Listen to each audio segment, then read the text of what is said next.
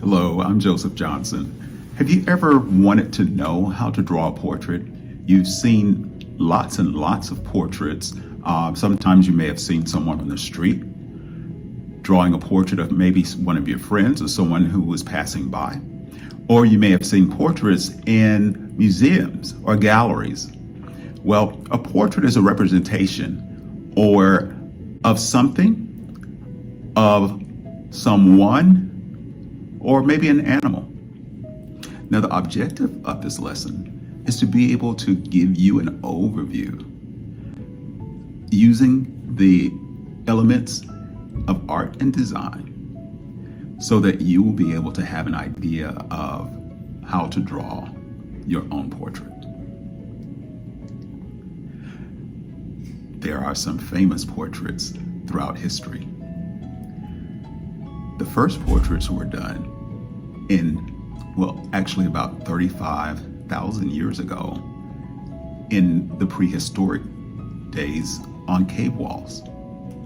So those cavemen drew pictures of themselves and representations of themselves on the walls, and they also drew their hands, which was also a representation, somewhat of a portrait. The most famous portrait is the portrait of the Mona Lisa by Leonardo da Vinci. That has been the portrait that has been the most parodied, and so many memes have been made of the Mona Lisa, but it remains the most famous portrait of all.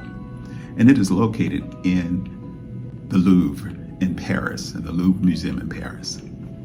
So one of our contemporary portraits is the portrait of President Barack Obama. It is located in the Smithsonian in the Gallery of Portraits of Presidents. And it was painted by Kehinde Wiley. So I'm sure you've seen lots and lots of portraits, and you've probably asked yourself, how do they do that? Or can I actually do that? Well, I'm going to show you. I'd like to invite you to take a look and to pay close attention. I'm going to use the elements of design and elements of art: line, shape, form, curvy lines, straight lines, rectangles, boxes, circles. So I'm going to use a lot of that. I'm also going to use geometry. I'm going to use half and a quarter and a third and an eighth. You'll see how I am able to use geometry to be able to be incorporated into this lesson as well. And finally, we will consider some science. We're going to consider some of the skeletal structure and the muscular structure, the structure of the face and how it's shaped and what's underneath all the skin and beards. So I hope that you will enjoy, sit back, relax, and enjoy, and I'll be back with you later. As we begin, we're going to draw the large shapes first. We're going to start with the circle, and this is going to help us to get the proportion. I'm going to draw a square and divide that square into fourths. The bottom quadrant of that square, I'm going to get a measurement that will represent the bottom of the head. That's where the eyes are, that's where the nose is going to be, and the mouth is going to be a third of the way in that lower third section.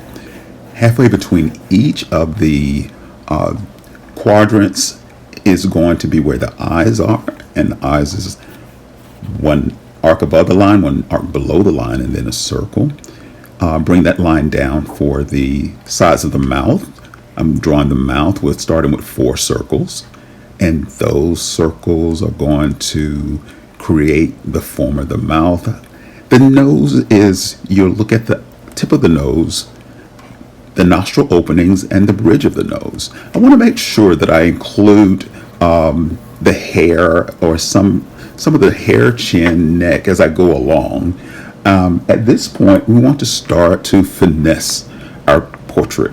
We want to make the eyes look more like realistic eyes. We want to make the nose, we want to start to add shadow and shade to all of those very simple shapes and forms in order to give it a degree of three-dimensionality. I want you to notice also how much I use my eraser. I use my eraser, I think, almost as much as I use my lead in my pencil, because it's important just to be able to just make corrections as I go.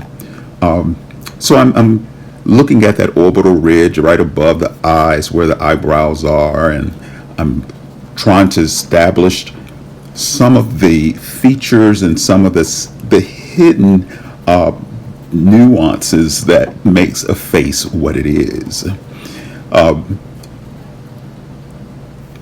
As we go on, I'm right here. We're going to look at finding the zygomatic, or the cheekbones. The cheekbones are really important when drawing portraits because there are a lot of changes in the plane of the face. Now, of course, this is time lapsed, and I'm drawing in more of the shading and shadows. I want to draw the outline of the hair so that you'll have an idea of what the hair is going to look like, and then we'll draw in the hair sort of in the direction that someone would comb their hair, or the direction in which their hair grows. Let's give her a little elegance and give her some earrings, and we're going to just sort of finesse a little bit more. And this is coming along well. I hope that you're able to keep up. And let's take a break. Oh my gosh. Yes. All right, back to it. So I'm looking at the very subtle shadows and shades in places like the lips and around the nose, and areas around the eye, and looking at where the darkest darks are and where the lightest lights are, and making those adjustments as I go. And so there you have it. This is how to draw a portrait.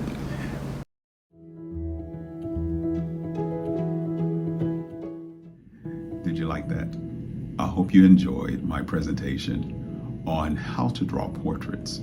Remember, portraiture starts with simple lines and shapes and forms, and then it develops by looking at proportions, looking at the smaller details, and then adding shading and more details, and then more shading and more details in order to get a portrait that